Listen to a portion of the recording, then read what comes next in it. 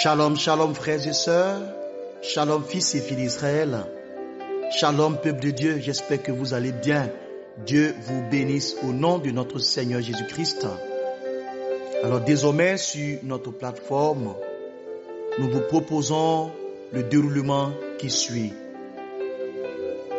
Signe de croix. Après le signe de croix, nous allons lire un texte biblique. Après le texte biblique, un chant d'adoration. Après le chant d'adoration, la méditation. Alors désormais, il faudrait avoir une Bible à côté pour qu'ensemble nous puissions lire le texte qui nous sera proposé. Que Dieu vous élève abondamment et puissamment. Préparez-vous pour la lecture de ce jour qui est tiré de Actes 19, le verset 1 au verset 8. Acte 19, le verset 1 au verset 8. Cherche déjà dans ta Bible. Au nom du Père et du Fils et du Saint-Esprit. Amen.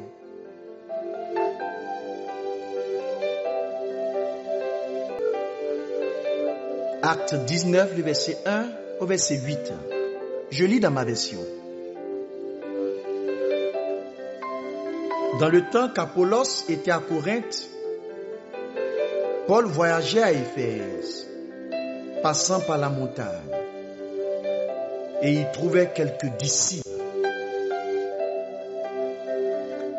Il leur demande, avez-vous reçu l'Esprit Saint quand vous avez cru?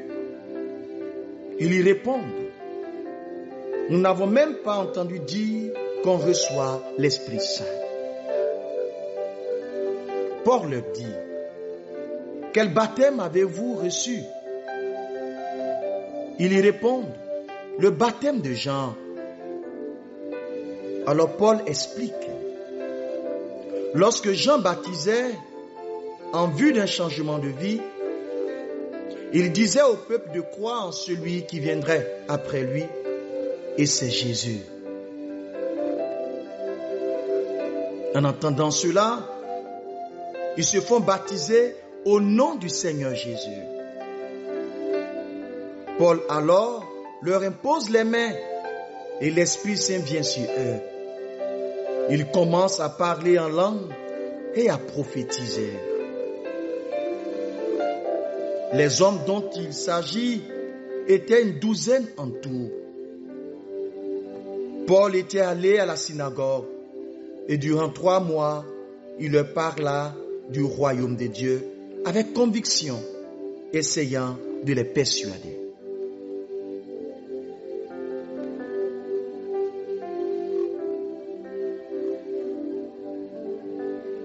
Parole du Seigneur, nous rendons grâce à Dieu.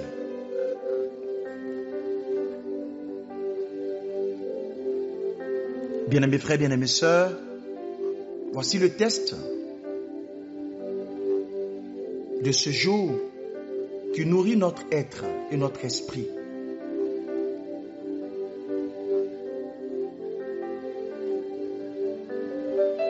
Que Dieu, par ce test, nous aide à communier avec le Saint-Esprit en ce jour. Soyez puissamment bénis, richement élevés. Que Dieu vous bénisse puissamment, puissamment, puissamment, puissamment. Que Dieu vous élève richement afin que chacun de nous puisse faire cette expérience avec le Saint-Esprit. Soyez bénis, soyez puissamment bénis. Dieu vous élève, Dieu vous élève.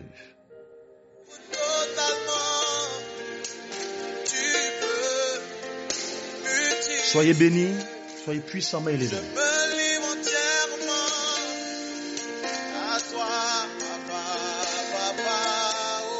Seigneur, par la puissance de ton Esprit Saint, continue de nous effuser.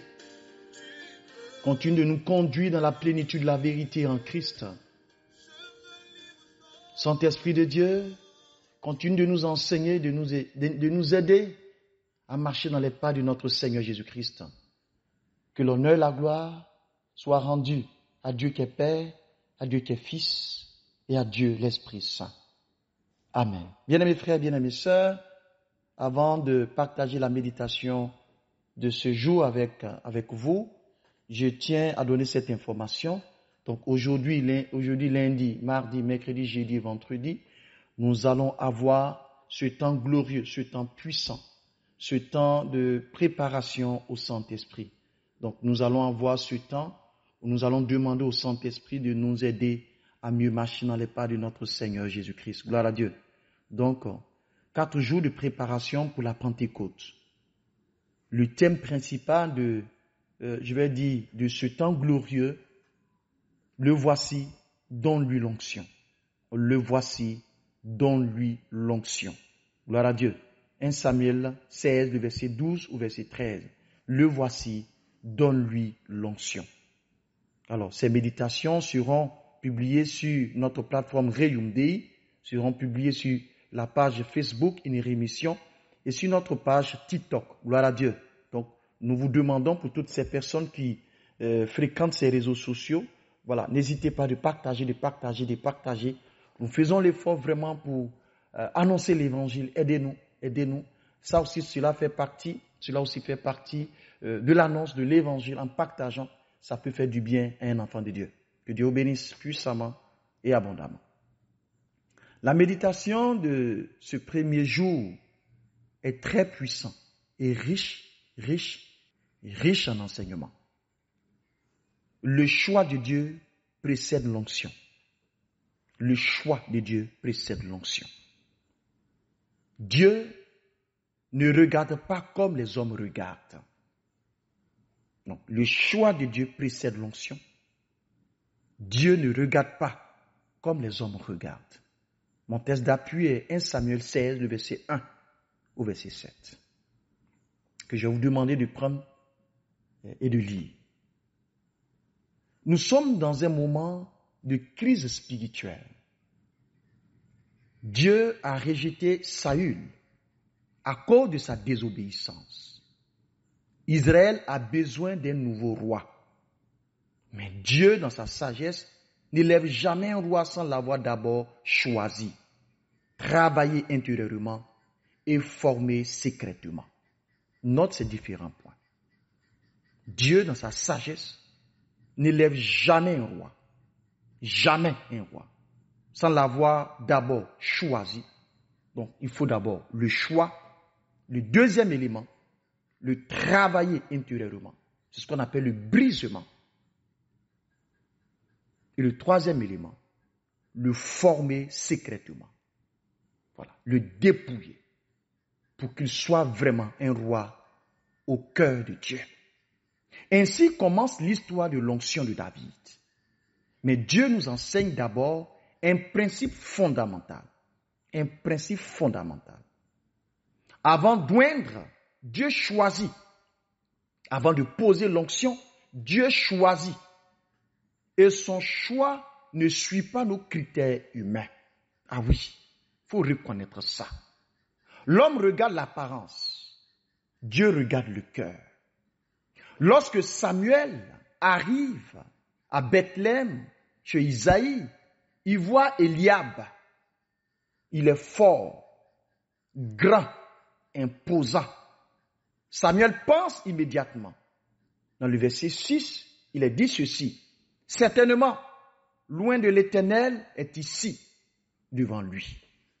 Mais Dieu répond non, car l'apparence ne garantit pas l'appel. Ce que l'homme admire, Dieu peut le rejeter. Dieu peut le rejeter, ce que l'homme admire. L'onction n'est pas un prix pour le mérite visible. C'est un acte de grâce basé sur la vision intérieure de Dieu. Je t'invite à avoir le livre, l'onction, le toucher de Dieu. Il y a secret dans l'onction là. Alléluia. Je le répète pour toi. L'onction n'est pas un prix pour le mérite visible. C'est un acte de grâce basé sur la vision intérieure de Dieu. C'est une leçon profonde. Dans le monde, on promeut les beaux, ceux qui sont belles, celles qui sont belles plutôt. On promeut les forts, les diplômés, les populaires. Mais dans le royaume, Dieu choisit selon le cœur.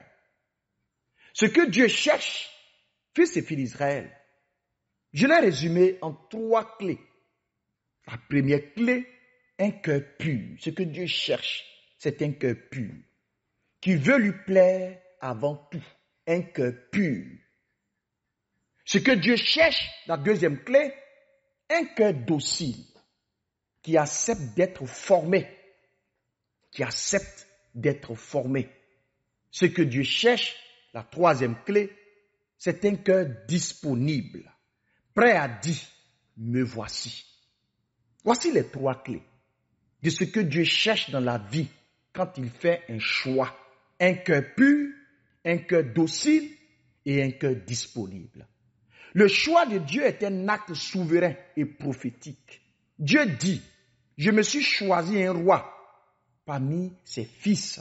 Je me suis choisi un roi parmi ses fils. Samuel est envoyé non pour décider, mais pour reconnaître celui que Dieu a déjà choisi. Alléluia. Je suis en train de parler à des chrétiens qui ont un autre niveau de vie spirituelle et qui veulent grandir. Écoute bien. Samuel est envoyé non pour décider, mais pour reconnaître celui que Dieu a déjà choisi.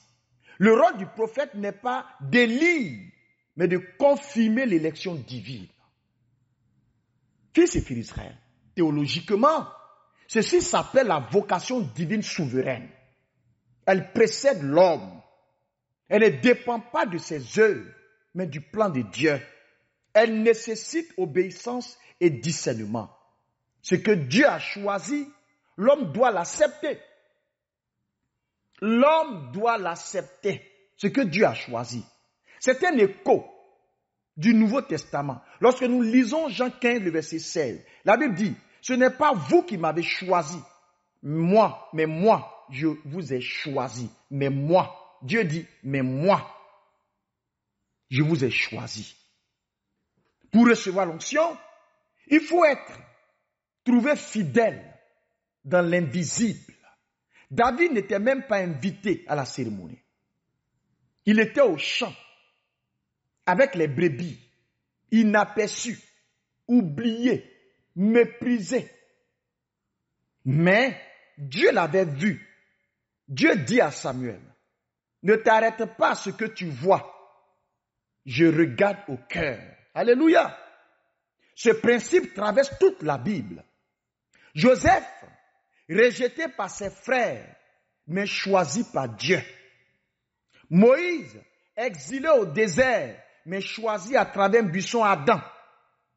Marie, la Vierge Marie, jeune fille cachée de Nazareth, mais choisie pour porter le Messie. Je vais parler à un chrétien ce soir.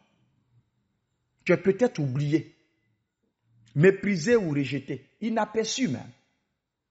On ne te considère absolument pas. Commence à te préparer. Alléluia. Commence à refaire ton être. Alléluia. Parce que ce qui t'attend est glorieux. Parce que ce que ton Dieu a prévu pour toi est puissant. Parce que l'élévation qui va se déployer sur ta vie, même tes ennemis vont acclamer ton succès. Je vais parler à ce chrétien-là. Gloire à Dieu. Sèche tes larmes. Parce que le moment est arrivé. Que l'onction soit posée sur toi. Pour que Dieu te relève. Pour que Dieu te repositionne.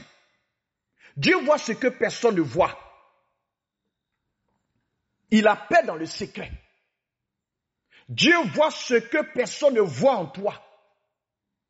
Il appelle dans le secret. Dieu voit ce que personne ne voit dans ta famille. Oh! Il appelle dans le secret. L'onction sera toujours précédée d'un temps de solitude. Écoute-moi. D'un temps de formation, d'épreuves, de difficultés. Avant que l'huile ne coule, le cœur doit être brisé, purifié, humble, prêt. Et tu es passé par ces moments-là. Tu es passé par ces étapes-là. Tu es passé par la solitude. Tu es passé par la formation.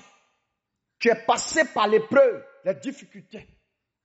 Tu es passé par l'humiliation. Dieu voit ce que personne ne voit en toi. L'huile va couler. L'onction sera déposée sur ta vie. Dans le nom de Jésus-Christ. Tu veux recevoir une onction pour ta génération? Alors pose-toi ces questions. Est-ce que je cherche à plaire à Dieu ou à apparaître devant les hommes? Est-ce que je me cache dans sa présence même quand personne ne me remarque? Est-ce que je laisse Dieu me façonner, me briser, me purifier?